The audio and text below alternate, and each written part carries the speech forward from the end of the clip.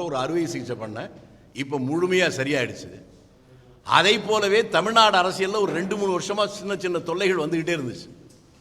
அதை யாரும் கவனிக்காம விட்டனுடைய விளைவு இன்னைக்கு உச்சகட்டத்துக்கு போயிருக்கு. அரசியலுக்கே சம்பந்தமே இல்லாத சின்ன பையன்லாம் கோயில் மாடுன்னு சொல்லுவாங்க கிராமங்களில். அது எந்த தோட்டத்தில் வேணாலும் மேயும், எந்த வயலில் வேணாலும் மேயும், யாரும் அதை ஒன்றும் பண்ண மாட்டாங்க. அதுபோல தமிழக அரசியலே தன்னை ஒரு கோயில் மாடாக நினைத்து கொண்டிருந்த ஒரு அடிமாடு இன்றைக்கு எல்லாவரையும் பற்றி பேச ஆரம்பிச்சது. அது யாருன்னு உங்களுக்கே புரியும். அவர் யாருன்னா கரூர் மாவட்டம் பரமத்தி அப்படிங்கிற ஊருக்கு பக்கத்தில் சூடாமணின்னு ஒரு பஞ்சாயத்து. அந்த பஞ்சாயத்தில் இருக்க ஒரு சின்ன ஹாம்லெட் வில்லேஜ், அது பேர் பொத்தம்பட்டின்னு பேர். அந்த ஊரில் பிறந்த சாக்ரட்டிஸ் பேரன், அரிஸ்டாட்டிலுக்கு அக்கா மகன், அரசியலுக்கு அவர் தான் அத்தாரிட்டி, அண்ணாமலை. அவர் பேசுவது அப்புறம் இருக்கட்டும், நான் முதல்ல ஒரே ஒரு கேள்வி அவருக்கு வைக்கிறேன். இவர் கர்நாடகத்திலே ஐபிஎஸ் அதிகாரியாக இருக்கிற போது நான் கன்னடன் என்று சொல்லிக் கொள்வதிலே பெருமை அடைகிறேன். சாகும் வரை கன்னடனாகவே வாழ்வேன், காவிரி பிரச்சனை வந்தால் கர்நாடகத்துக்கு ஆதரவாகத்தான் இருப்பேன் என்று பேசினாரா இல்லையா? தமிழ்நாட்டுக்கு வந்தவுடன் மராட்டியத்தினுடைய மாவீரன் சிவாஜி அவர் 1962 சென்னையில் வந்து காளியாம்பாள் கோயிலில் கும்பிட்டாருன்னு ஒரு சொன்னார். இப்படி ஒரு மன நோயாளியை தமிழ்நாடு அரசியலில் ஒரு தலைவரை போல கொண்டு வந்தது தமிழ்நாடு அரசியலுக்கே ஒரு அவமானத்தை உருவாக்கி இருக்கிறது. நான் உங்களுக்கு தெரிவதற்காக சொல்றேன். 1971ஆம் ஆண்டு கரூரில் முதலாக அங்கு இருக்கக்கூடிய அரசு கல்லூரி ஆரம்பித்து 2-3 ஆண்டுகள் இருக்கிற போது அங்கே மாணவர் தலைவராக காங்கிரஸ் தலைவராக இருந்தவருடைய பேர் காமராஜ். அவர் தாராபுரம் சொந்த ஊர். அவர் கேட்டுக்கொண்டதற்காக கண்ணதாசனை அழைத்துக் கொண்டு அங்கே கல்லூரியில் பேச வச்சார். அன்று இரவு கரூரிலேயே பொதுக்கூட்டம் பேசணும். அந்த 71 இந்த அண்ணாமலை பிறக்கலைங்கிற மட்டும் இல்லை, அவங்க அம்மா அப்பாவுக்கு கல்யாணமே நடக்கல. யாரை பற்றி எதை பற்றி வேண்டுமானாலும் பேசலாம் என்கின்ற திமிர் அவருக்கு இருக்கிறது. நான் அவரை பார்த்து நேருக்கு நேராக கேட்கிற கேள்வி, ஐபிஎஸ் அதிகாரியாக இருந்த நீ கர்நாடகாவிலிருந்து ராஜினாமா செய்துவிட்டு வந்தாயே, அதற்கான காரணத்தை நீ சொல்கிறாயா அல்லது நான் சொல்லட்டுமா? நான் சொல்லுகிறேன், நீ ராஜினாமா செய்யாவிட்டால் அன்றைக்கே நீ சிறைக்கு போயிருப்பாய். நான் கேட்கிறேன், உங்க ஊரு தெரியும், உங்க அப்பா அம்மா தெரியும், எல்லாம் தெரியும். அதே அரவக்குறிச்சியிலே ஒரு எம்எல்ஏ இருந்தார் காங்கிரஸ்ல. அவர் பேர் சதாசிவன் பேர். காமராஜருக்கு மிக நெருக்கமானவர். 3 முறை சட்டமன்ற உறுப்பினராக இருந்தவர். 3வது முறை சட்டமன்ற உறுப்பினராக இருக்கிற போது கூட ஒரு கதர் பனியனையும் கதர் வேட்டியையும் கட்டிக்கொண்டு சைக்கிளிலேயே எல்லா கிராமத்துக்கு போய் வருவார். அப்படிப்பட்ட எளிமையான ஒரு சட்டமன்ற உறுப்பினர் அந்த மண்ணிலிருந்து இப்படி ஒரு ஊதாரி. நான் இதெல்லாம் சொல்ற போது சில பேருக்கு என் வாழ்க்கையில் எப்பவும் பயன்படுத்தினதில்லை. ஏன் இப்படி சொல்ல வேண்டிய நிலைமை வருதுன்னா, அண்ணாமலை விட வயதில் மூத்த 5 தலைமுறை தியாகத்துக்கு சொந்தமான ராகுல் காந்தியை, என்னை விட வயதில் குறைந்த மோடி பப்புன்னு சொல்ற போது நாங்கெல்லாம் அமைதியா இருந்தோம்ல, அந்த திமிர், அந்த ஆணவம் தான். என்னை விட சின்ன வயசு மோடி அண்ணாமலை விட மூத்த ராகுல பப்புன்னு சொல்ற போது எல்லாம் சிரிச்சாங்கல்ல. அப்ப மோடியை விட மூத்தனா ராகுலோட சின்ன பையன் இந்த அண்ணாமலைய இந்த சில்லற பையன் சொன்னா என்ன தப்பு? இனிமேலாவது எச்சரிக்கையா இருக்கணும். தமிழ்நாடு காங்கிரஸ் கட்சியுடைய தலைவர் செல்வ பெருந்தகை உன்னை போல தெருவில் சுத்திக்கிட்டு இருக்கிற ஆள் இல்ல. சென்னையில் அவருடைய சொந்த ஊரிலும் மக்கள் வாக்களித்து எம்எல்ஏ வந்தது மட்டுமில்ல, பல ஆண்டுகளுக்கு முன்பாகவே வெளியூர்ல திட்டக்குடியில போய் அந்த தொகுதியில் நின்று சட்டமன்ற உறுப்பினராக மக்கள் வாக்களை பெற்று வந்திருக்கிறார். நீ முதல்ல உங்க ஊர்ல பஞ்சாயத்து போர்டுல ஜெய், அதுக்கப்புறம் பேசுவோம். நான் உன்னை பார்த்து திரும்பி கேட்கிறேன், எல்லாம் ஊழல் இதெல்லாம் பேசுறீ இல்ல. நான் விவசாயி, எனக்கு தெரியும். எங்க ஊர்ல என்ன பண்ணையாருன்னு சொல்லுவாங்க. ஆனால் இன்றைக்கு விவசாயத்தில் எந்த வருமானமும் இல்லாம 20,000 ரூபாய் வாடகைக்கு வீட்டில் இருக்க அந்த வாடகை கட்டுவதற்கே நான் தடுமாறுறேன். எங்க அப்பா எனக்கு வச்ச சொத்தை விட உங்க ஆய அப்பா உனக்கு வச்ச சொத்து கம்மி. நீ மெட்ராஸ்ல இருக்க வீட்டுக்கு வாடகை எவ்வளவு கட்டுற? லட்சக்கணக்கில் கட்டுற மாதத்துல. இந்த பணம் எங்கிருந்து வருது? யோக்கியமான வழியில வருதா? உங்க கட்சியிலிருந்து உங்க கூடவே இருந்து வெளியே வந்த பையன் தாகம் எடுத்தால் மதுக்குடம், கொஞ்சி விளையாட மங்கையர் கூட்டம்னு அந்த காலத்துல சிவாஜி படத்துல நம்பியார் சொல்ற மாதிரி பணமும் பெண்கள் மத்தியிலே விளையாடுவது தான் இவருக்கு பொழுதுபோக்கு அப்படின்னு பேசி பேட்டி கொடுத்து பல நாள் ஆச்சு. உன் பதில் எங்க? நான் திரும்பி கேட்கிறேன், உனக்கு அரசியலுக்கு என்னப்பா சம்பந்தம்? தெருவில் சுத்திக்கிட்டு இருந்த நீ முதல்ல கன்னடனா தமிழனா அதே தெரியல. இன்னும் திரும்பி நெருங்கி பார்த்தா நீ ஆம்பளையா அலியானே புரியல. நீ கேட்டு ரவுடியை பத்தி கேட்கிறிய. நான் வெளிப்படையா கேட்கிறேன், குஜராத் மாநிலத்தில் இருக்கக்கூடிய நீதிமன்றத்தில் ஒருவனை இவன் இந்த மாநிலத்துக்குள்ளே இருந்தால் இந்த மாநிலத்தில் சட்ட ஒழுங்கு மோசமாக போகும், ஆகவே மாநிலத்தை விட்டு வெளியேற்ற வேண்டும் என்று தீர்ப்பளித்ததே அந்த தீர்ப்பளித்தவனை தலைவன் என்று சொல்லுகிற இந்த அண்ணாமலைக்கு சூடு சொல்ற ஏது? நாங்கள் எல்லாம் நேர்மையானவர்கள், ஒழுக்கமானவர்கள், தேசபக்தர்கள் பேசுற. எனக்கு கல்யாணம் ஆகி 47 வருஷம் ஆகுது. 47 வருஷமா என் பொண்டாட்டி கூட ஒழுங்கா குடும்பம் நடத்துறேன். ஆனா நாங்கெல்லாம் ஒழுக்கம் இல்லையா? கட்ட பொண்டாட்டிய தெருவில் விட்டு ஊர் மேயறவன் தான் உனக்கு தலைவன். நீ எல்லாம் வந்து எங்களுக்கு உபதேசம் பண்றியா? செல்வ பெருந்தையை நீ சொல்வதைப்படியே 1995 அவர் அரசியல் இருந்தார். உன்னுடைய அறிக்கையில் இருக்கு. அவர் என்ன சொன்னார்? தமிழக காவல்துறையுடைய உளவு பிரிவில் அவர்கள் தந்திருக்கிற அறிக்கையில் பாஜகவில் 261 பேர் கிரிமினல்கள் இருக்கிறார்கள். அவர் சொல்லல, அரசுடைய உளவுத்துறை கொடுத்த ரிப்போர்ட் சொல்லி. ஆமான்னு சொல்லு, இல்லை இல்லைன்னு சொல்லு.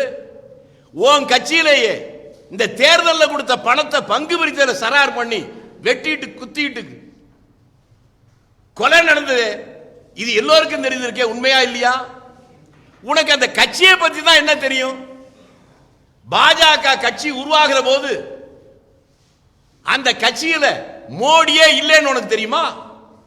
அமித்ஷாவுக்கு அந்த கட்சி சம்பந்தம் இல்லைன்னு தெரியுமா? அந்த கட்சியை அறிவித்தது அத்வானி அறிவித்தார். வலதுபுறம் வாஜ்பாய், இடதுபுறம் இந்த பேராசிரியர், 2 பேர் இருக்கிற போது அறிவித்தவர் அத்வானி. அப்ப என்ன கொள்கைன்னு உனக்கு தெரியுமா? இன்னைக்கு சனாதனத்தை பேசுற பத்திரிகைகள் இங்க வந்திருக்கவங்க, உங்க பத்திரிகை எடுத்து பாருங்க. அந்த அதுல இருக்கும் பத்திரிகையாளர்கள் கேள்வி கேட்கிறாங்க, ஜனசங்கத்தினுடைய மறுமதிப்பான்னு கேட்கிறாங்க. இல்லை என்கிறார் அத்வானி.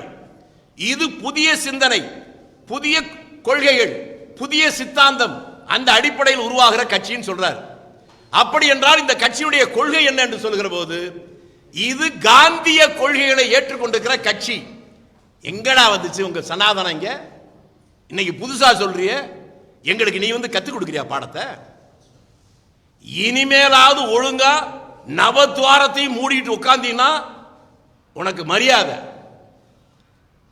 இல்லைன்னா கோயில் காடை இல்லை, நான் முதல்ல சொன்ன மாதிரி அடிமாடா மாறிடுவேன். அரசியல் தெரிஞ்சவன் பேசணும். இங்க தமிழ்நாட்டில் வந்திருக்கிற விபத்து என்பது, நான் முன்னால சொன்னேன், அதே அரவக்குறிச்சியில் பிறந்து 3 முறை எம்எல்ஏ இருந்தவர் எவ்வளவு எளிமையாக வாழ்ந்தார். அப்படிப்பட்டவர்களுக்கு தமிழ்நாடு முழுவதும் மரியாதை இருந்துச்சு. இதே நம்ம இருக்கிற இடத்துக்கு பக்கத்தில் கந்தசாமி செட்டியார் ஒருத்தர் இருந்தார். எம்பியா இருந்த ஒருத்தர் இங்க இருக்க கவுன்சிலர் நிற்கிற போது அவரை எதிர்த்து ஜெயிச்சார்.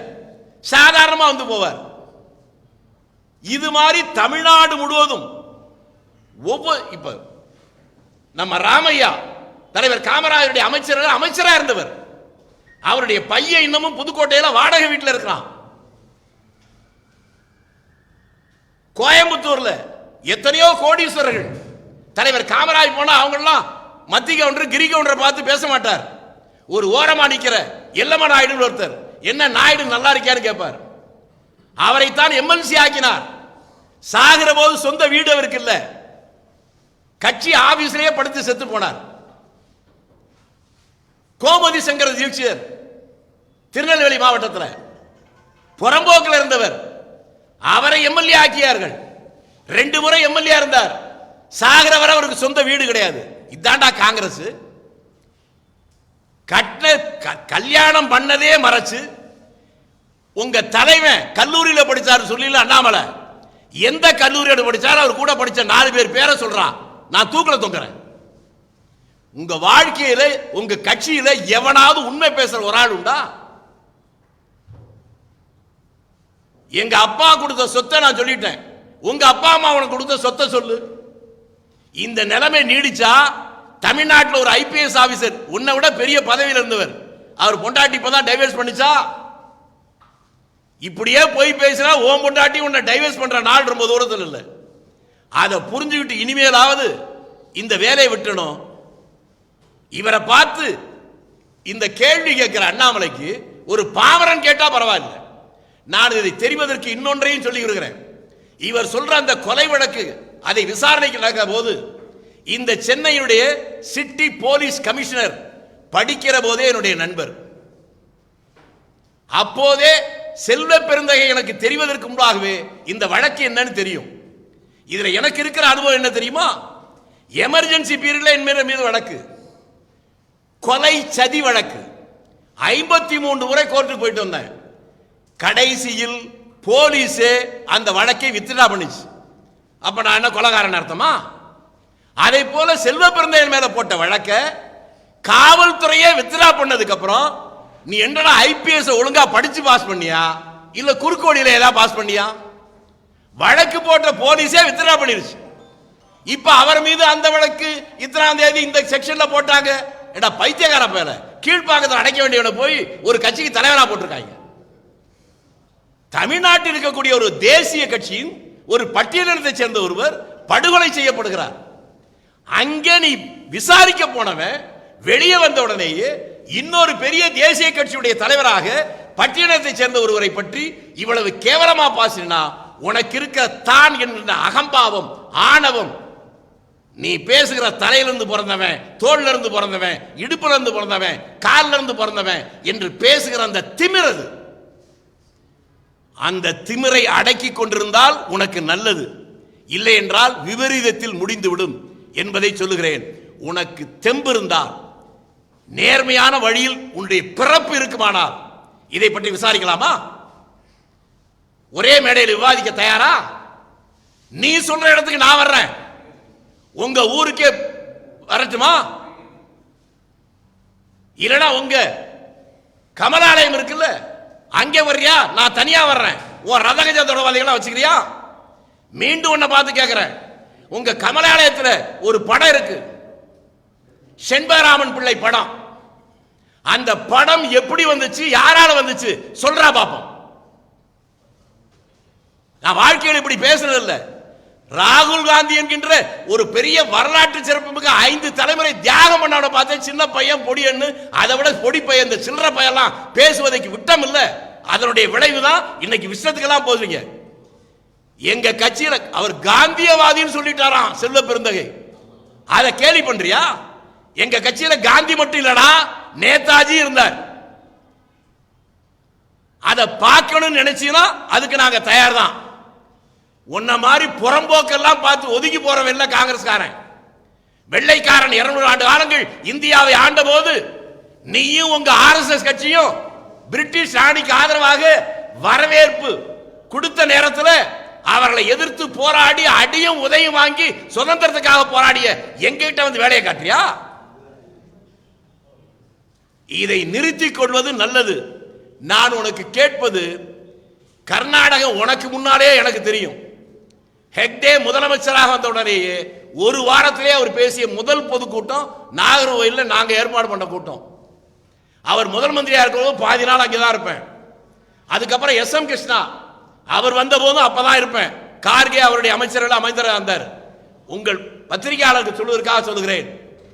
நக்கீரன் பத்திரிகையுடைய நிருபர் சிவசுப்பிரமணியன் ஒருத்தர், அவர் கைது செய்யப்பட்டு இங்கே மிக மோசமாக பாதிக்கப்பட்ட நேரத்தில் நக்கீரனுடைய ஆசிரியர் வந்து என்னிட்ட தான் வந்து கேட்டார், செத்து போயிடுவான் போல் இருக்கு, குடும்பமே வந்து அழுகுது, காப்பாத்துங்கன்னு.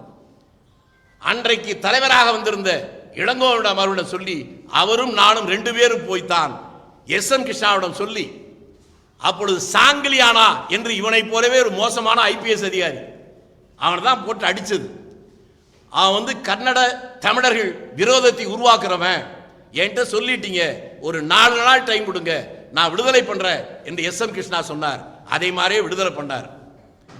அதுக்கு பின்னால அண்ணாமலைக்கு புரிவதற்காக சொல்றேன், தேவகவுடாவும் நானும் கர்நாடகத்தில் எங்கெல்லாம் தமிழர்கள் இருக்கிறார்களோ அத்தனை ஊர்களிலும் அவரும் நானும் அப்போதே பேசியிருக்கோம். அவர் மக தேவகவுடா உச்சகட்டத்தில் இருக்கிற போது அவருக்கு டிரைவரா இருந்தவனுடைய பேர் ராஜா. அவன் திருநெல்வேலி மாவட்டத்தை சேர்ந்தவன். அப்பவே 25 வருடங்களாக அவர்கிட்ட டிரைவர். தேவகவுடாவுடைய யாரெல்லாம் வேண்டிய அந்த மாநிலம் முழுக்க இருக்கானோ அவ்வளவு பேரையும் அவனுக்கு தெரியும். அப்பெல்லாம் குமாரசாமி அரசியலுக்கே வரல. அதுக்கப்புறம் குமாரசாமி அரசியலுக்கு நீ கர்நாடகத்துக்கு போய் பெரிய ஐபிஎஸ் புடுங்கி, நீ ஏண்டா டேய், நான் வெறும் ஆளு, எனக்கு என்ன பாதுகாப்பா இருக்கு, நான் தனியா தான் இந்தியா பூரம் போறேன், நீ ஐபிஎஸ் தானே, உனக்கு இருக்கடா பாதுகாப்பு, அரசாங்க பாதுகாப்பு, நீ ஆம்பளையா இருந்தா வேணான்னு சொல்லு. எனக்கு ஒரு கட்டத்தில் அரசாங்க பாதுகாப்பு தரேன்னு சொல்லுச்சு, வேண்டான்னு சொன்னேன். பிறப்புக்கு நான் காரணம் இல்லை, இறப்பும் என் கையில் இல்லை என்பதை உணர்ந்தவன் நான். உன்ன மாதிரி பயந்தாங்கொள்ளி கோழைகள் பெட்டைகள் நீங்க தானே பாதுகாப்போட போவீங்க. இன்னைக்கு பிஜேபியில் இருக்க எவனுக்கு போலீஸ் பந்தோபஸ்து இல்லாம வெளியே வர்றான்? நாங்கெல்லாம் அப்படியா வர்றோம்? நாங்க பார்த்துட்டா 90 வயசு மொராய் தேசாய் விமான விபத்து நடந்து போது விழுகிற நேரத்தில் அவர் மேலிருந்து குதிச்சு தப்பி வர்றார். 35 வயசு 40 வயசு பைலட்லாம் செத்து போறான். அதெல்லாம் பார்த்துட்டோம். நடந்து போய் கழுத்தடிக்கு விழுந்து செத்தவனையும் பார்த்துட்டோம். அதனால பிறப்புக்கு நாம் காரணம் இல்லை, இறப்பு நம் கையில் இல்லை என்று தெளிவா இருக்கிறோம். நீங்க தான் அஞ்சு சாகிறவர்கள். அப்படி இருந்தாலும் இந்த அதிகாரம், ஆணவம், திமிர் அதை கடந்து ஒரு பட்டியலினத்தை சேர்ந்தவன் என்கின்ற ஒரே ஒரு காரணத்திற்காக நீங்கள் இதை செய்வீர்களே, ஆனால் பட்டியலினத்திற்கு பின்னாலே நீங்கள் அவர்கள் மட்டுமல்ல, காந்தியை நேசிக்கிற தலைவர் காமராஜரை நேசிக்கிற ஒவ்வொரு காங்கிரஸ்காரனும் அவர்களுக்கு அரணாக நிற்போம். முடிந்தால் வந்து பார், உனக்கு ஆண்மை இருந்தால் இந்த பிரச்சனை பற்றி, ரவுடிசத்தை பற்றி விசாரிக்க எந்த மேடைக்கு வேண்டுமானாலும் நான் வர தயாராக இருக்கிறேன். அண்ணாமலையே, நீ தயாரா இல்லையா சொல். தயார் என்றால் நீ ஆம்பளை ஒத்துக்கிறேன், இல்லைன்னா நான் முன்னால சொன்ன மாதிரி நவத்வாரத்தையும் மூடிக்கிட்டு ஓரமா.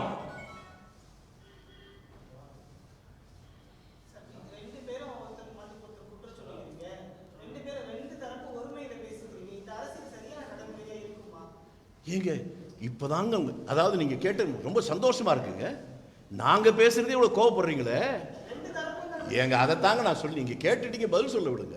நான் முன்னால என்ன சொன்னேன், இந்த நாட்டுடைய பிரதமர் நாற்காலியில் உட்கார்ந்துக்கிட்டு ராகுல் காந்தி பாட்டு பப்பு பப்புன்னு சொல்ற போது அது அசிங்கமா யாருக்கும் பண்ணலையா?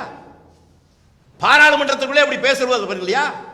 சோனியா காந்தி இத்தாலிக்கு போயிட்டு வந்த உடனே கொரோனா காலத்துல இத்தாலிக்கு போயிட்டு வந்திருக்காரு, அவருக்கு கொரோனா டெஸ்ட் எடுக்கணும் அப்படின்னு சொல்லி சிரிச்சாங்களே, அப்ப கேவலமா தெரியலையா? அதெல்லாம் நாம் அனுபவித்தனுடைய விளைவு தான் இப்படிலாம் போயிட்டு இருக்கு. நாங்க இவ்வளவு நாள் பேசுற, ஏன் பேசுறோம்? முல்லை முள்ளால் தான் எடுக்க முடியும், வைரத்தை வைரத்தால் தான் எடுக்க முடியும். இந்த மாதிரி சில்லற பயல்களுக்கு இப்படி பேசினாதான் அவனுக்கு புரியும்.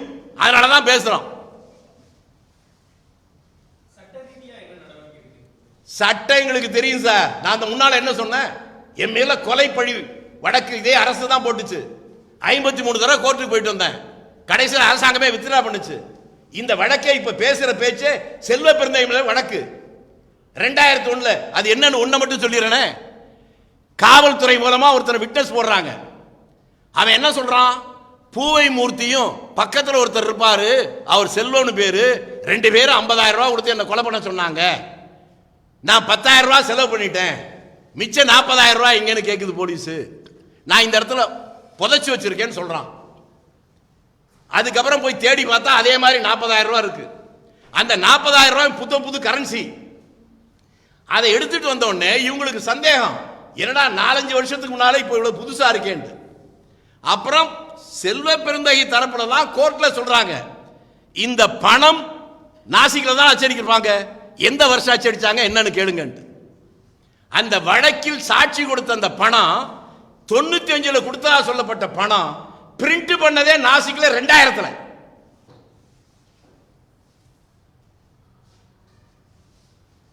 சொராபுதீன் கேஸ் தெரியுமா? பில்கிஸ் பானு குஜராத்ல இருந்து தெரியுமா?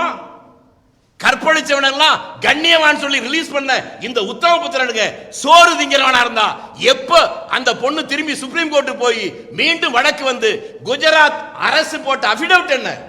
நாங்களா விடுதலை பண்ணல, மத்திய உள்துறை அமைச்சரிடம் கேட்டுதான் நாங்கள் விடுதலை செஞ்சோம்.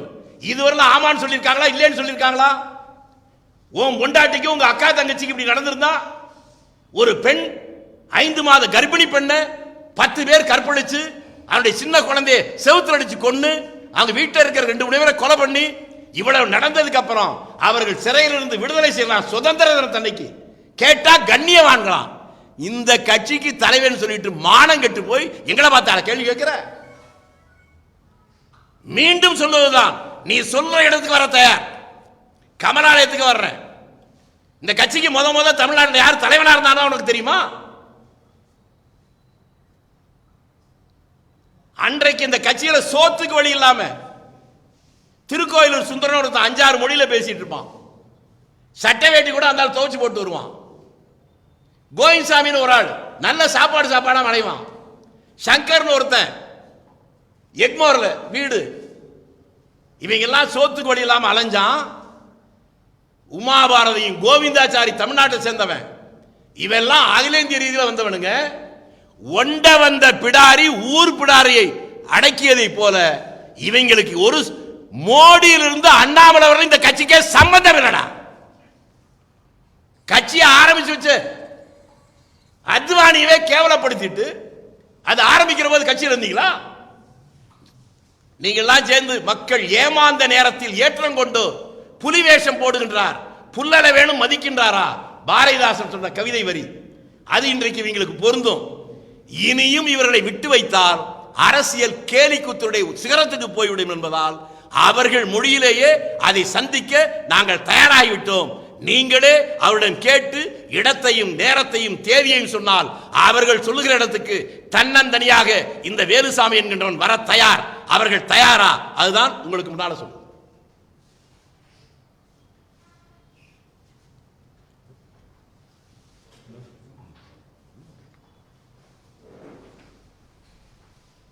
அதாவது இதுக்கு என்னன்னு கேட்டா, ஷேக்ஸ்பியர் சொன்னதுல ஒரு வரி உண்டு, ஜெலசி வித்தவுட் ரீசன். இந்த மனநோயாளி அண்ணாமலைக்கு யாரை பார்த்தாலும் வெறுப்பு, யாரை பார்த்தாலும் குறை சொல்றது. கீழ்பாக்கத்தில் ஏதாவது அட்மிஷன் வாங்கி கொடுத்தீங்கன்னா அந்த குடும்பமா நல்லா இருக்கும்.